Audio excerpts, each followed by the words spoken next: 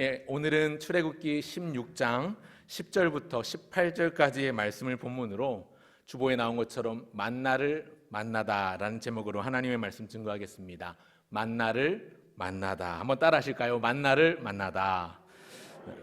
예, 지난번 오후 예배 때 제가 원망 끝이라는 제목으로 만나에 관한 이야기를 시작했었는데 오늘은 그 두 번째 순서, 아직 한 번이나 두 번 정도 더 만나에 대해서 이야기를 좀 하려고 합니다. 오늘 우리가 너무나도 잘 아는 사건이 광야에서 누린 만나의 기적 사건을 통해서 오늘을 사는 우리에게 주시는 교훈이 무엇인가 함께 살펴보고자 하는데요. 방금 우리가 좌우 양옆에 계신 분들과 6글자 이렇게 인사했습니다. 우리 지금 만나. 저는 오늘 설교를 3가지 정도로 나눠서 준비를 해보았는데요. 우리 지금 만나라는 단어를 핵심 키워드로 잡았습니다. 제가 첫째 하면 여러분들이 우리라고 외쳐주십시오. 제가 둘째 하면 여러분들이 지금이라고 외쳐주시고요. 제가 셋째 하면 만나라고 외쳐주시면 되겠습니다. 한번 연습해 볼까요? 첫째, 잘하셨습니다. 이제 말씀을 함께 나누고자 합니다. 첫째, 우리를 먹이시는 하나님을 바라보라. 한번 따라 하실까요? 우리를 먹이시는 하나님을 바라보라. 우리를 먹이시는 하나님을 바라보라. 우리를 먹이시는 하나님을 바라보고 우리를 먹이시는 하나님께 감사하면 좋겠습니다. 먼저 생각해 볼 첫 번째 키워드는 우리인데요. 이 우리라는 단어, 오늘 본문에서 저는 우리의 모습을 발견합니다. 오늘 본문에 나오는 이스라엘 백성들은 먹을 것이 없어 불평하고 그들의 지도자인 모세와 아론을 원망합니다. 읽지는 않았습니다만 16장 2절에 보니까 이스라엘 자손 온 회중이 그 광야에서 모세와 아론을 원망하여 이르되, 이렇게 이어지고 있습니다. 이스라엘 자손 온 회중이 모세와 아론을 원망하였습니다. 이렇게 그들을 원망하는 이유는 배고파 죽겠다, 먹을 게 없다, 이러다 굶어 죽는 거 아니냐 하는 이유 때문입니다. 그래서 염려하고 불안해하고 불평하며 원망하고 있습니다. 여러분, 그런데 이 원망이요, 8절 중간에 보니까 이 원망의 정확한 대상은 모세와 아론이 아닌 것 같습니다. 8절을 한번 눈으로 보시겠습니까? 8절 중간을 한번 보십시오. 오늘 읽은 본문 바로 앞에 나오는 8절, 제가 중간 부분부터 읽을게요. 이는 여호와께서 자기를 향하여 너희가 원망하는 그 말을 들으셨음이라. 우리가 누구냐? 너희의 원망은 우리를 향하여 함이 아니요 여호와를 향하여 함이로다. 백성들이요, 모세와 아론을 원망하는 것처럼 보이는데 사실은 그 모세와 아론 두 사람을 이스라엘 온 회중의 지도자로 세운 하나님을 원망하고 있는 겁니다. 참 연약합니다. 여러분, 바로 앞장 어떤 사건이 있었냐면 홍해를 건넜습니다. 홍해를 건넜을 뿐만 아니라 자신들을 뒤쫓아오던 그 애굽의 바로의 군대를 물리쳤습니다. 홍해에 수장시켜 버렸습니다. 그래서 하나님을 찬송하며 기쁨의 함성을 지르던, 그렇게 큰 소리 외치던 그들인데, 그러다가 물이 없어서 겨우 찾은 마라의 샘이 쓴물, 썩은 물, 이 물 못 마신다, 마실 수 없다면서 불평과 원망을 내뱉던 백성이 다시 모세가 기도해서 쓴물을 단물로 바꾸신 하나님을 경험하고 엘림에 이르러서는 풍족한 12샘물과 종려나무 숲에서 그토록 좋아했는데 다시 광야에 이르러서 지금 먹을 게 떨어지니까 다시 또 원망과 불평을 쏟아놓고 있습니다. 일희일비하고 있는 것이지요. 사랑하는 성도 여러분, 이 일희일비하는 이스라엘 백성들의 모습, 광야에서의 이 백성들의 모습이 바로 오늘 내 모습은 아닌지, 우리 모습은 아닌지 돌아보게 됩니다. 누구나 살아가다 보면 문제를 만나고 어려움을 만납니다. 그런데 나에게 닥쳐온 그 어떤 한 문제를 해결하면 기분이 좋죠. 드디어 해결했어. 그런데 그것도 잠시지요. 또 다른 문제가 생겨납니다. 학교 다니는 학생들 예만 들어도요, 지금 중간고사 기간인데, 지난주부터 중간고사 기간이었는데 중간고사 앞두고 열심히 공부하죠. 중간고사가 끝나면 아싸, 시험 끝났다, 자유다 하면서 조금 논다 싶으면 금방 또 기말고사가 다가옵니다. 또 시험 기간이 되는 거죠. 그래서 열심히 준비해서 또 기말고사를 잘 보내고 나면 방학이다, 아싸 신났다 그러면서 방학이 시작되는데, 방학은 어찌나 짧은지 갈수록 더 짧아지는 것 같아요. 그래서 또 새 학기를 준비해야 되는데 방학을 잘 보내야 새 학기에 뒤처지지 않으니까 이 방학도 참 문제같이 또 다가오지요. 그렇게 새 학기를 시작하면 또 금방 중간고사가 다가오고, 중간고사 끝나고 조금 쉴 틈 돌리면, 한숨 돌리고 나면 또 기말고사 다가오고, 계속해서 학생들의 예를 들어보면 끊임없이 문제가 발생합니다. 학생뿐만 아니라 우리 모든 사람이 다 그런 것 같습니다. 오전에 오늘 어머니 기도회가 있었는데요, 어머니 기도회 때 우리 강사님께서도 예를 들어 주셨지만 자식 낳아 키우는 게 참 어렵습니다.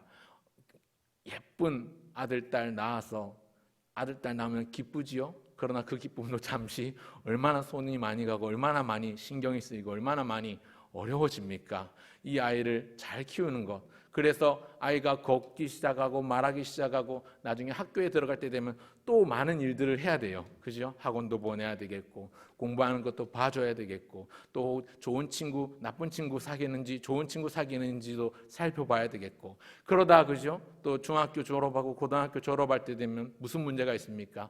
야, 우리 애 대학 입시, 우리 학교 좋은 대학 가면 좋겠는데, 원하는 대학 되면 가면 좋겠는데, 그러면서 또 고민거리가 찾아오지요. 그래서 원하는 대학교에 가서 기쁨을 누리다가도 또 어떻게 되지요?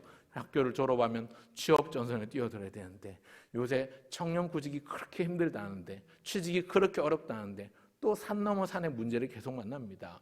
취업하면 끝납니까? 아니요. 취직하면 그 다음에 어떤 문제가 기다리고 있습니까? 좋은 배우자를 만나서 가정을 이뤄야죠. 요새 청년들 참 소망이 없는 이 세상에 결혼도 포기하고 모든 걸, 내 집 마련한 것도 포기하고 다 포기한다고 해가지고 올포 세대라고 할 정도로 많은 걸 포기하고 있는데, 우리 자녀가 그렇게 직장을 구하고 가정을 이루고, 가정을 이루면 끝입니까? 그렇지 않죠. 또 출산을 해야 되니까 또 손주 보는 것 때문에 기도하게 되지요. 계속해서 우리 인생들은 한 문제 해결하면 다른 문제가, 그 문제 해결하면 또 다른 문제가 파도처럼 밀려옵니다. 여러분, 해변가에 서서 바닷가를 한번 보십시오. 파도는요, 한 번 치고 끝나지 않습니다. 파도의 높이는 다르지만 끊임없이 몰아쳐오는 게 파도입니다. 계속 몰아칩니다. 멈추지 않습니다. 그치지 않습니다. 끊임이 없습니다. 그런데 여러분, 우리에게 찾아오는 고비가 그렇습니다. 내게 찾아온 이 한 고비 넘기면 또 다른 저 고비가 찾아오고, 그 고비를 넘기면 또 다른 고비가 찾아오게 마련입니다. 이것이 인생인지라. 그래서 많은 사람들이 인생을 광야 여정길에 비유하는 것 같습니다. 이스라엘 백성의 광야 여정에는 예상했던 일도 있었지만 예상치 못했던 어려움도 계속 생겨납니다. 예상했던 일보다 예상치 못했던 일들이 훨씬 더 많았으리라고 저는 과연 말씀드려 볼 수 있겠습니다. 하지만 그때마다, 그 시마다, 순간마다 하나님께서 놀라운 방법으로 그들의 문제를 해결해 주셨고, 그들이 당한 어려움을 해결해 주셨습니다. 백성들이 이렇게 불평하고 원망해도 하나님은 한없이 자비롭고 은혜로우신, 그래서 그들에게 긍휼을 베푸시는 분이셨습니다. 읽지 않았지만 16장 4절을 보니까 내가 너희를 위해서 하늘에서 양식을 비같이 내리겠다 말씀하십니다. 일용할 것을 날마다 거두게 하겠다 이렇게 말씀하십니다. 그리고 그렇게 말만 아니라 실제로 그렇게 하십니다. 오늘 본문 13절, 14절, 15절 조금 길지만 같이 한번 읽어보겠습니다. 13절부터 15절까지 저녁에는 같이 읽겠습니다. 시작. 저녁에는 메추라기가 와서 진에 덮이고 아침에는 이슬이 진 주위에 있더니 그 이슬이 마른 후에 광야 지면에 닿고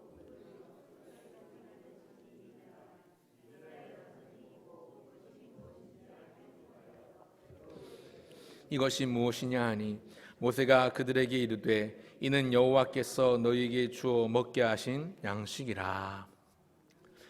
아멘. 사랑하는 성도 여러분, 이스라엘 백성들의 광야 40년 동안 하나님은 이 하늘의 양식을 내려주셨고 백성들은 이것을 먹었습니다. 그런데 그 하나님은 오늘 저와 여러분, 오늘 우리 모두를 보살펴 주십니다. 아멘. 여러분, 그 하나님을 의지하시고 그 하나님을 바라볼 수 있으시길 바랍니다.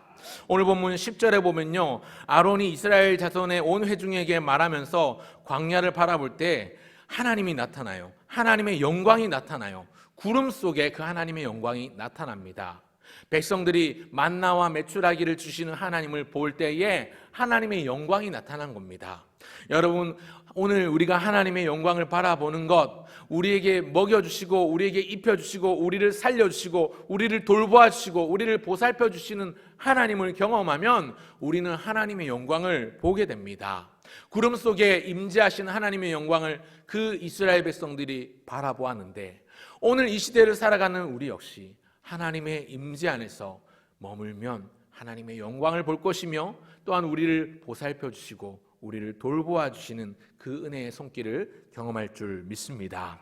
아멘. 마태복음 10장 29절에 보니까 예수님이 말씀하시기를 참새 2마리가 한 아사리온에 팔리지 않느냐, 그러나 너희 아버지께서 허락하지 아니하시면 그 하나도 땅에 떨어지지 아니하리라.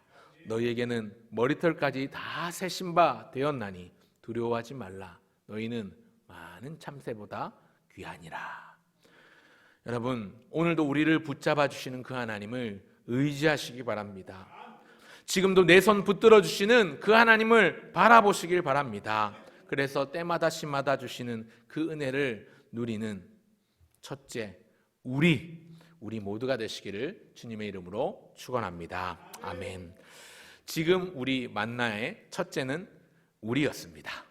자, 그럼 아까 약속했던 대로 해보겠습니다. 둘째, 잘하셨습니다. 둘째, 한 번 더 해보겠습니다. 둘째, 지금 하루를 성실히 살라입니다. 한번 따라하겠습니다. 지금 하루를 성실히 살라. 여러분, 만나는요, 며칠 먹을 분량을 미리 많이 쌓아서 재놓으면 안 되고요, 그날 걷어서 그날 먹는 것이 중요한 규칙입니다. 하나님께서 이 원칙을 굉장히 중요하게 여기셨습니다. 그래서 혹여 이 말씀을 어기고 많이 걷어서 미리 쌓아두는 사람은 그 쌓아둔 걸 못 먹게 하시려고 그 음식이 썩게 만드셨습니다. 여러분, 그런데 사실 백성들의 입장도 이해는 되죠. 많이 거두고 미리 쌓아두는 사람은 왜 미리 쌓아두고 왜 많이 쌓아두고 있는 것인가? 내일이 걱정되니까 그런 거지요. 내일 이 만나가 안 내리면 어떡합니까? 내일 이 메추라기가 있다는 보장이 없지 않습니까? 그러니까 내일에 대한 걱정과 염려로 미리 많이 쌓아두는 거예요. 그러나 미래는 하나님이 책임져 주실 것이기 때문에 하나님께 다 맡겨버리라는 의미가 이 규칙 안에 담겨 있습니다. 중요한 메시지가 뭐냐면 지금 주어진 하루를 성실함으로 살라는 겁니다. 이것은 우리 예수님도 말씀하셨습니다. 무엇을 먹을지, 무엇을 마실지, 또 무엇을 입을지 염려하는 자들에게 염려하지 마라 말씀하십니다. 이것들은 이방인들이 추구하는 것이다. 너희들이 먼저 구할 것이 있는데 그것을 먼저 구하라. 너희는 먼저 그의 나라와 그의 의를 구하라. 그리하면 이 모든 것, 먹을 것, 마실 것, 입을 것, 너희가 구하지 않은 이 모든 것을 하나님께서 다 더하시겠다 말씀하시면서 이어서 말씀하시기를 마태복음 6장 34절에 보면 그러므로 내일 일을 위하여 염려하지 말라. 내일 일은 내일이 염려할 것이요 한날의 괴로움은 그날로 족하니라. 내일 염려는 내일 하라고 하십니다. 여러분, 공중에 나는 새들도 먹이시는 하늘 하나님 아버지께서 들의 백합화의 그 아름다움이, 요새 꽃이 얼마나 예쁩니까, 그죠? 이제 벚꽃은 다지고 보니까 철쭉도 올라오고 있고요. 또 연산홍, 이제 또 날 더워지면 장미도 피우겠죠. 들의 백합화가 솔로몬의 영화로운 그 입은 옷보다도 더 아름답게 빚으신 그 하나님이 우리의 아버지신데 우리에게 좋은 것으로 주시지 않으시겠습니까? 우리에게 성령을 허락해 주시지 않으시겠습니까? 그렇기 때문에 걱정이 몰려오고 염려가 엄습해 올 때, 때때로 우리의 마음이 불안하고 그래서 안절부절 못할 때, 그럴 때에는 하나 붙잡을 것 있는데 바로 우리 하나님, 우리 주 예수님, 그분만 바라보고 그분만 붙잡고 그분만 의지하시면 됩니다.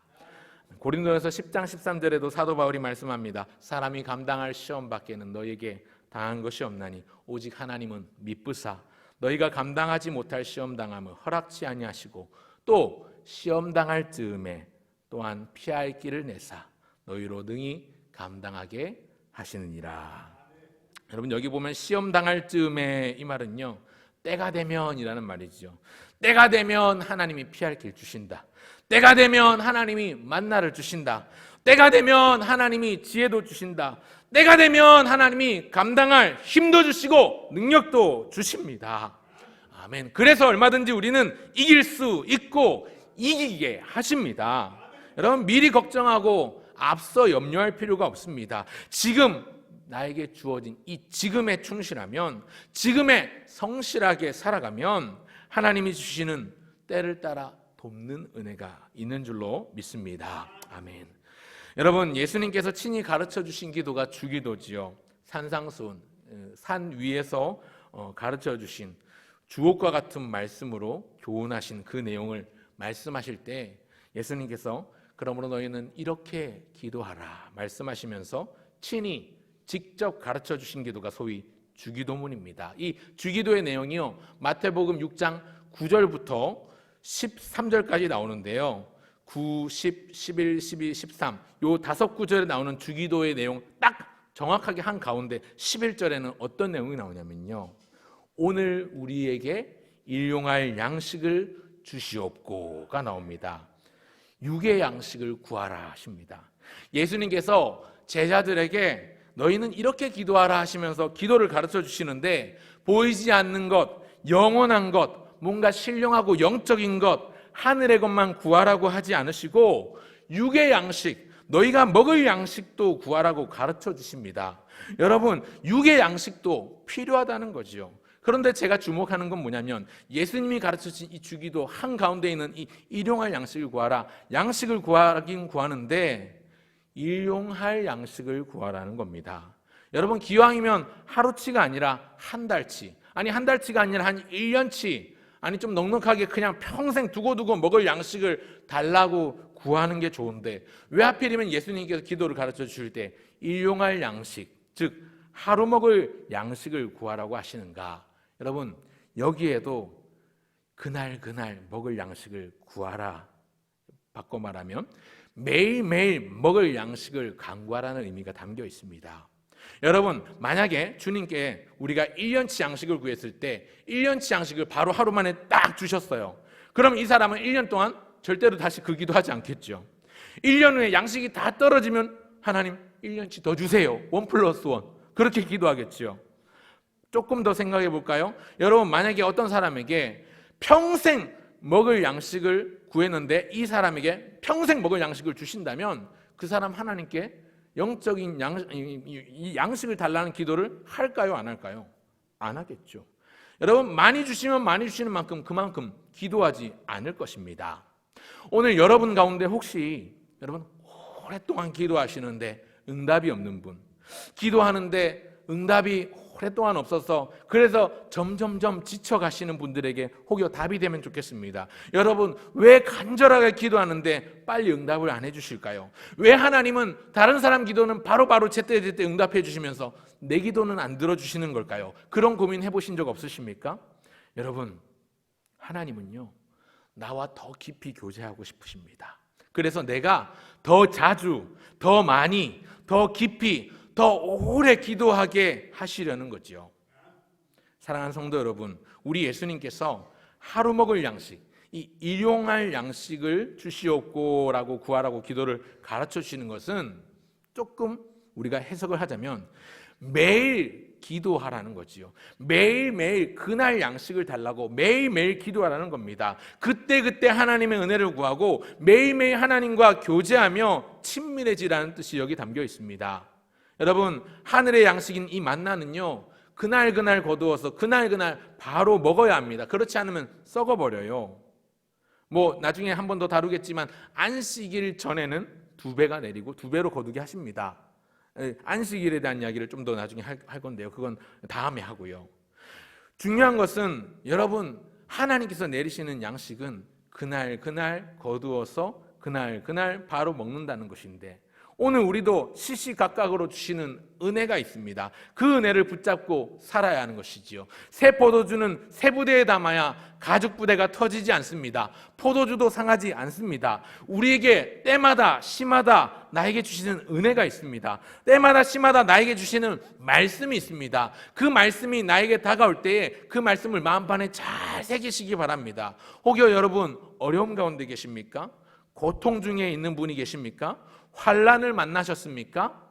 나중에 기도하지 마시고 지금 기도하시기 바랍니다.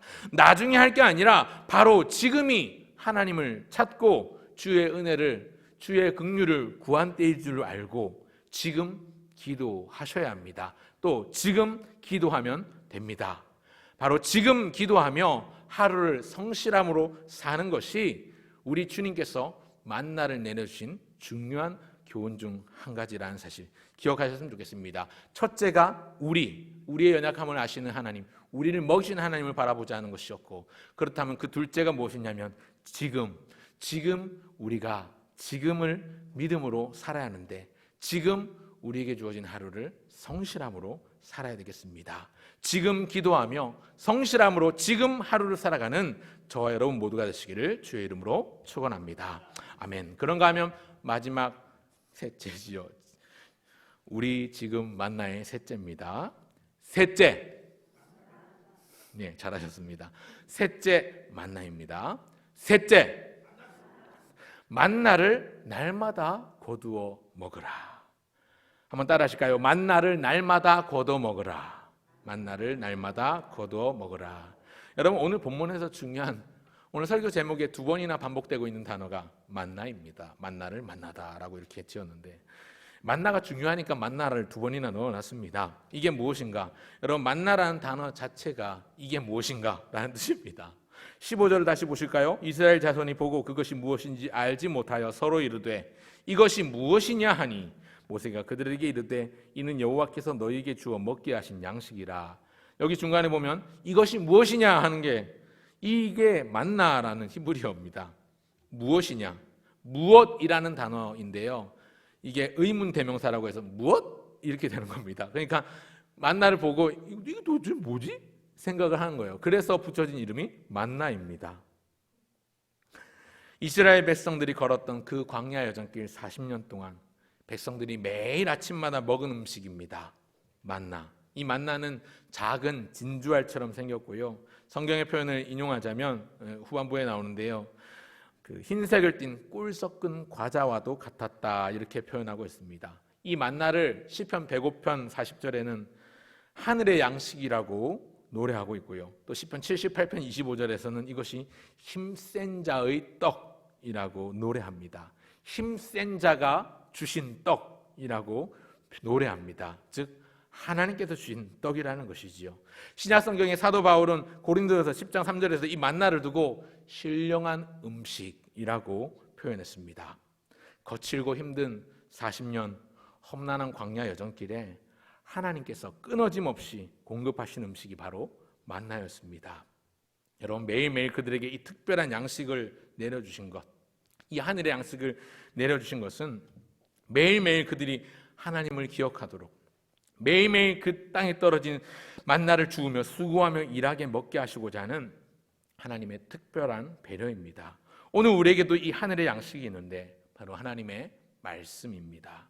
출애굽 여정 막바지에 이제 가나안 땅이 멀찍이 보이는 모압 평지에서 임종을 앞둔 모세를 통해서 이 말씀하신 적이 있는데요. 신명기 8장 2절과 3절을 제가 읽어드리고자 합니다. 신명기 8장 2절과 3절에 보면 이렇게 말씀합니다. 내 하나님 여호와께서 이 40년 동안에 내게 광야 길을 걷게 하신 것을 기억하라. 이는 너를 낮추시며 너를 시험하사 내 마음이 어떠한지 그 명령을 지키는지 지키지 않는지 알려 하심이라. 너를 낮추시며 너를 줄이게 하시며 또 너도 알지 못하며 내 조상들도 알지 못하던 만나를 네게 먹이신 것은 사람이 떡으로만 사는 것이 아니요 여호와의 입에서 나오는 모든 말씀으로 사는 줄을 네가 알게 하려 하심이니라. 아멘. 사람이 떡으로만 살 것이 아니요 여호와의 입에서 나오는 말씀으로 사는 줄을 알게 하시고자 광야에서 만나를 내리셨다고 말씀합니다. 너를 낮추시고 너를 시험하사 너의 마음이 어떤지 너가 말씀을 잘 지키는지 알아보고자 광야길을 걷게 하셨는데, 그 광야길에서 만나는 그 만나는 만나를 광야길에서 만나를 만나게 하신 그 하나님께서 주시는 중요한 교훈은, 그들이 깨달았던 교훈은 맛있게 먹어서 배불렀다가 아닙니다. 가만히 놔두면 죽어갈 수밖에 없는 그들에게 한없는 하나님의 은혜가 주어졌다. 하나님께서 가만히 놔두면 먹을 것이 없어서 굶어 다 죽어버릴, 아사할 그 죽어버릴 백성들에게 은혜를 주셔서 생명을 이어가게 하셨다라는 것입니다. 하나님이 생명의 주권자시요 주관자시요 그들의 목숨을 쥐고 계신 분이다. 그들이 당하는 문제를 해결해 주시는 분은 오직 하나님이시다. 이것을 매일 깨닫게 하시고 백성들로 하여금 알게 하시는데 이 만나를 내리신 목적이 있는 겁니다. 이 하늘의 양식을 매일매일 내려주신 것은 그 백성들로 하여금 매일매일 하나님을 경험케 하시고자 함입니다. 여러분, 저녁 식사 하셨습니까? 저녁 식사를 예배 마치고 하실 분도 계시겠지만 아마 식사를 하고 오셨겠죠. 여러분, 매일매일 끼니를 거르지 않고 나에게 밥을 차려주는, 상을 차려주는 사람이 있으십니까? 대부분 남성분들은 그렇죠? 아내가 끼니를 거르지 않고 매일매일 상을 차려주시겠죠. 또 자녀들의 경우는 엄마가 그 끼니를 차려주실 겁니다. 오늘 오전에 강도사님 우리 어머니 기도회 때도 잠깐 말했지만 새벽 일찍 일어나서 아이들 이제 고3 수험생들 그죠? 새벽밥 먹여가면서 그렇게 학교 보내면 밤늦게 야자 다 끝나고 나서 학원까지 다 끝나고 밤에 늦게 들어올 때까지 잠을 못 자고 기다리고 있죠. 혹여 배고플까 간식이라도 준비해 놓고 있죠. 일찍이 일어나며 늦게 누우며 수구의 떡을 먹는 많은 사람들이 있습니다. 여러분 그 사람이 그 상대방 밥을 차려주는 사람에 대한 감정이 어떨까요? 저는 거의 아마 이 감정이 맞을 겁니다. 사랑하는 겁니다. 어머니가 자녀의 밥을 챙겨주는 것은 그 자녀를 사랑하기 때문이죠. 아내가 남편에게 상을 차려주는 것은 부인하셔도 상관없습니다만 아내가 남편을 사랑하기 때문입니다. 요새는 세태가 좀 바뀌어서 남편이 아내의 밥을 차려주는 집도 있을지 모르겠지만 중요한 것은 여러분 매일매일 끼니 거르는 걸 걱정하며 상 차려주는 사람이 있다는 것은 짧게 말해서 사랑하는 사람이 있다는 것입니다. 만나를 하나님께서 백성들에게 매일매일 내려주신다는 것은 하나님께서 이 백성을 사랑하신다는 거죠. 이 사랑하기 때문에 내려주시는 양식입니다. 이런 점은 예수님도 마찬가지입니다. 여러분, 예수님께서 유월절 날이 다가오니까 세상에 있는 자기 사람들을 사랑하시되 끝까지 사랑하시니라, 그렇게 요한복음이 말씀하는데 어떻게 사랑하시냐면 예수님께서 제 아들을 불러서 만찬을 나누시죠. 잡히시기 전날 밤에 먹으라, 이것은 너희를 위하여 주는 내 살이다. 마시라, 이는 너희를 위해서 흘리는 나의 피. 너희는 이것을 먹고 마실 때마다 나를 기억하라, 나를 기념하라. 예수님께서 사랑하는 제자들, 끝까지 사랑하셨던 그 자기 사람들에게 밥을 차려주신 거예요. 상을 차려주신 거죠. 그리고 뿐만 아니라 예수님께서 십자가에 달려 돌아가시고 다시 부활하시고 나서 제 아들을 만나주시면서 제 아들에게 그죠? 밥을 차려주시잖아요. 갈릴리에 허기지고 밤새 수고하였지만 공치고 들어온 그 어부 제자들에게 와서 조반을 먹어라, 와서 이 생선 먹고 한 토막 건네주시면서 이것도 먹어봐. 예수님께서 제 아들을 사랑하시기 때문에 그렇게 양식을 허락해 주시는 것입니다. 오늘 하나님이 저와 여러분을 사랑하시기 때문에 오늘도 우리에게 양식을 주신다고 믿습니다. 우리도 매일매일 하나님의 이 은혜를 경험할 수 있습니다. 어떻게 경험할 수 있습니까? 매일매일 하나님의 말씀을 통해서 영의 양식을 공급받습니다. 우리는 매일매일 성경을 읽고 또 듣고 묵상하며 하나님께서 주시는 은혜를 누릴 수 있습니다. 여러분, 그 은혜를 에너지로 삼으시기를 바랍니다. 여러분, 광야 여정을 걷는 백성에게 하늘에서 내린 만나가 하나님이 주신 양식이었다면 오늘 우리도 참된 양식인 하나님의 말씀으로 매일매일 공급받으면서 주님과 동행해야 합니다. 여러분 요한복음 6장에 보면 오병이어의 기적 사건이 나옵니다. 한번 찾아보실까요? 오늘 본문 이제 다시 안 펴도 되니까 요한복음 6장으로 한번 가볼까요? 요한복음 6장에 보면 오병이어 기적이 나오는데 오병이어 기적이 일어난 직후에 예수님께서 그 자리를 피해서 가버나움으로 가십니다. 조금 멀리 떨어지세요. 그런데 예수님이 자기를 쫓아오는 사람들이 있음을 보시면서 그 무리를 향해서 뭐라고 말씀하시냐면 너희가 나를 찾는 것은 떡을 먹고 배부른 까닭이라. 썩을 양식을 위하여 일하지 말고 영생하는 양식을 위하여 하나님의 일을 하라 이렇게 말씀하시니까 무리들이 대답하기를 우리가 해야 될 하나님의 일이 무엇입니까? 물을 때 예수님께서 말씀하시기를 하나님께서 보내신 일을 믿는 것이 하나님의 일이라 이렇게 말씀하십니다. 무슨 말이냐면 하나님께서 보내신 예수님을 믿어야 영생하는 양식을 얻는다는 얘기인데요. 자, 요한복음 6장을 펴셨죠? 우리 32절과 33절 같이 한번 읽어볼까요? 요한복음 6장 32절과 33절 같이 한번 읽어보겠습니다. 예수께서 이르시되 시작. 예수께서 이르시되 내가 진실로 진실로 너희에게 이르노니 모세가 너희에게 하늘로부터 떡을 준 것이 아니라 내 아버지께서 너희에게 하늘로부터 참떡을 주시나니 하나님의 떡은 하늘에서 내려 세상에 생명을 주는 것이니라. 아멘. 여러분 광야에서 이스라엘 백성들이 먹은 만나는 모세가 준 게 아니라는 걸 상기시켜 주십니다.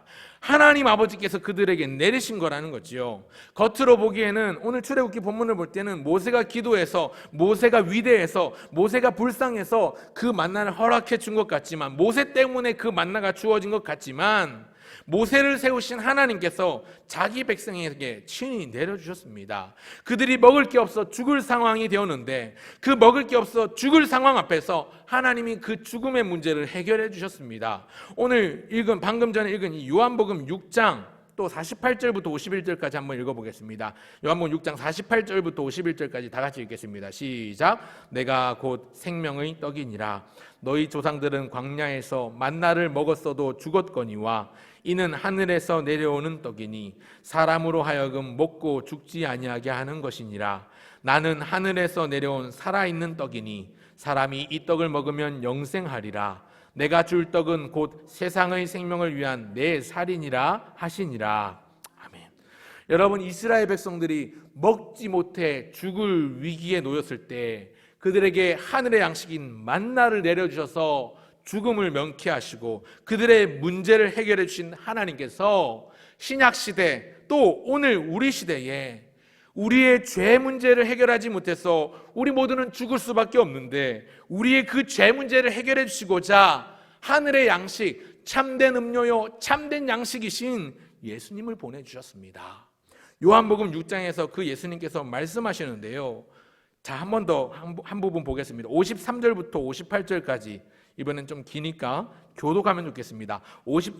요한복음 6장 53절부터 58절까지 함께 교독하겠습니다. 찾으신 줄 알고 제가 53절 제가 먼저 읽을게요. 예수께서 이르시되 내가 진실로 진실로 너희에게 이르노니 인자의 살을 먹지 아니하고 인자의 피를 마시지 아니하면 너희 속에 생명이 없느니라. 내 살을 먹고 내 피를 마시는 자는 영생을 가졌고 마지막 날에 내가 그를 다시 살리. 내 살은 참된 양식이요 내 피는 참된 음료로다. 내 살을 먹고 내 피를 마시는 자는 내 안에 거하고 나도 그의 안에 거하나니 살아계신 아버지께서 나를 보내심에 내가 아버지로 말미암아 사는 것 같이 나를 먹는 그 사람도 나로 말미암아 살리라. 이것은 하늘에서 내려온 떡이니 조상들이 먹고도 죽은 그것과 같지 아니하여 이 떡을 먹는 자는 영원히 아멘. 이 떡을 먹는 자는 영원히 살리라.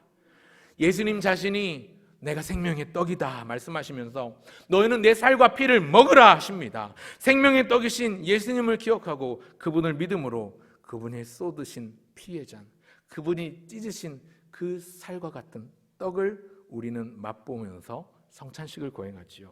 우리는 성찬을 행할 때마다 또 우리가 예수님이 흘리신 피와 물 또 예수님이 찢으신 그 살을 생각하고 떠올릴 때마다 예수님이 우리의 죽음의 문제, 죄의 문제를 해결해 주신 분임을 고백하고 인정하고 또 그분을 더욱 의지하게 되는 것입니다.